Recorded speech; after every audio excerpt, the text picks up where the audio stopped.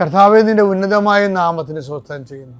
കർത്താവേ, നിൻ്റെ വിശുദ്ധ പൗരോഹിത്യത്തെ മഹത്വപ്പെടുത്തണമേ. കർത്താവേ, സഭയിലുള്ള സാന്നിധ്യം ദൃഢമാക്കണമേ.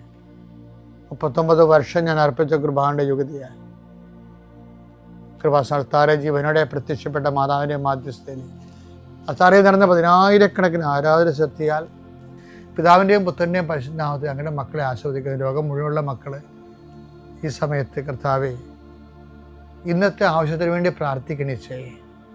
ഈ പ്രാർത്ഥന കഴിഞ്ഞിട്ട് വേണം അവർക്ക് ഓരോ വ്യക്തികളെ കാണാൻ, അവർക്ക് ഓരോ രേഖകളുമായിട്ട് പോകാൻ, അവർക്ക് ഓരോ അവരുടെ യാത്ര പുറപ്പെടാൻ, അവരുടെ വാഹനങ്ങളിൽ പോകാൻ.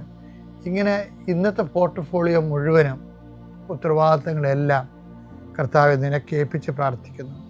എൻ്റെ കർത്താവിൻ്റെ ഉന്നതമായ നാമത്തിൽ സഭയുടെ അധികാരത്തിൽ കുരിശടയാളത്തിൽ കൃപാസ്ഥാനത്താരെ ജീവനോടെ പ്രത്യക്ഷപ്പെട്ട മാതാവിൻ്റെ മധ്യസ്ഥത്തിന് രോഗപീഠകളെ ഈശ്വരനാമത്തിൽ സൗഖ്യം പ്രാർത്ഥിക്കുന്നു.